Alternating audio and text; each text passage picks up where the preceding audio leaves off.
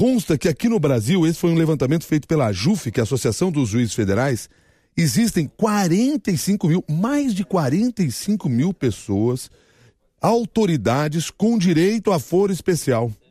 Enquanto em alguns países nem o presidente tem foro especial, e um dos exemplos são os Estados Unidos, que a reportagem mesmo traz, aqui no Brasil, em alguns casos, até vereador tem foro especial. Caso do Rio de Janeiro, por exemplo. Então você não vai para a primeira instância. E isso causa distorções.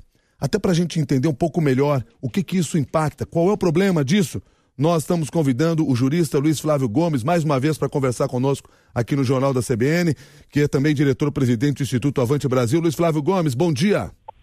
Bom dia, Milton. Bom dia, nossos ouvintes da CBN. Como é que se construiu isso no Brasil? Tanta gente com foro privilegiado. Foi um absurdo, Milton. Nós não tínhamos foro privilegiado até 1969. Quando chegou na Constituição de 88, então a Constituição previu foro para muita gente e mais, possibilitou que também os estados, nas constituições estaduais, previssem a possibilidade de foro privilegiado para várias autoridades. E aí foi um festival. O que aconteceu foi abuso mesmo. Inequivocamente, houve excesso. É um absurdo 45 mil pessoas ou mais que têm a possibilidade de serem julgadas diretamente por um tribunal, sem passar pelo julgamento do juiz de primeira instância. E o pior de tudo, Milton, é que não só é muito, a quantidade de gente é exagerada, como também este foro tem funcionado como fonte de impunidade. Porque se você analisar, por exemplo, o foro do Supremo, ali são julgados os políticos mais importantes do país, deputados, senadores, presidente, todos vão para o Supremo.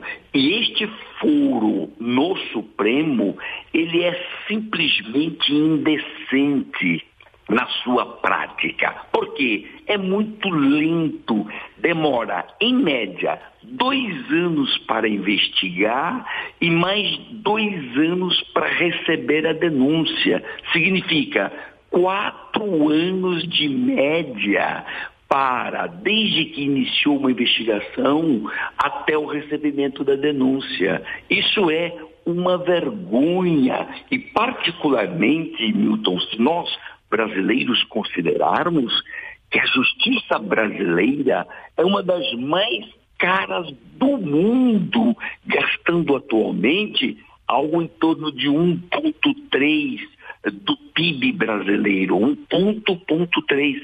É muito dinheiro que se gasta com um órgão que não funciona e que dá mesmo a sensação de impunidade, particularmente dos políticos mais influentes do país. Então, isso está deixando a população brasileira numa situação de total indignação. O povo está irado, o povo está realmente indignado com o mau funcionamento do foro privilegiado, que virou então um privilégio mesmo.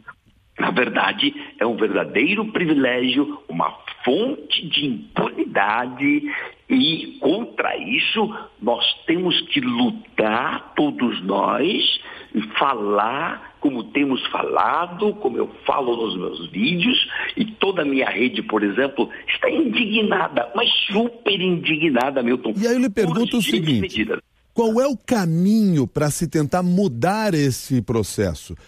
O que se deve ser feito? 2 caminhos, o senhor se refere, vamos a eles. 2 caminhos. Primeiro lugar, o ministro Barroso, na semana passada, ele está também muito indignado e diz que este foro foi feito para não funcionar e que virou uma perversão da justiça, disse o ministro. Então ele propôs o quê?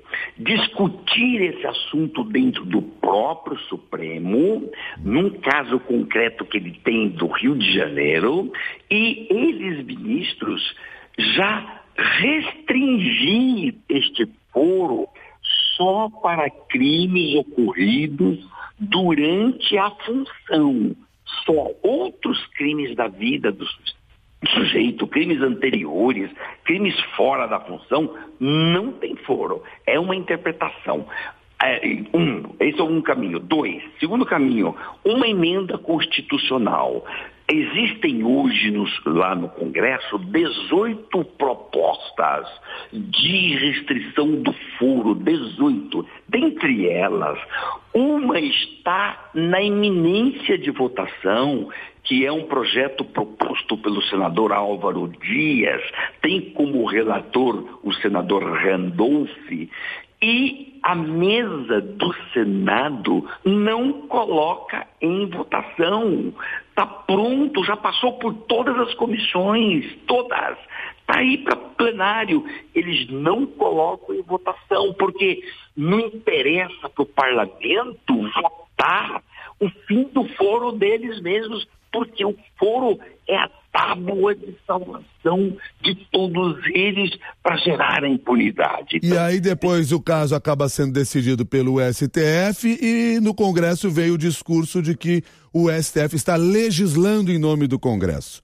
Enfim, muito obrigado, senhor Luiz Flávio Gomes, e agradeço pela sua gentileza, sua análise, para nos chamar a atenção, botar um foco nessa que é uma questão muito importante. Muito obrigado, um bom dia para o senhor. Ótimo, bom dia. Luiz Flávio Gomes, jurista, diretor-presidente do Instituto Avante Brasil.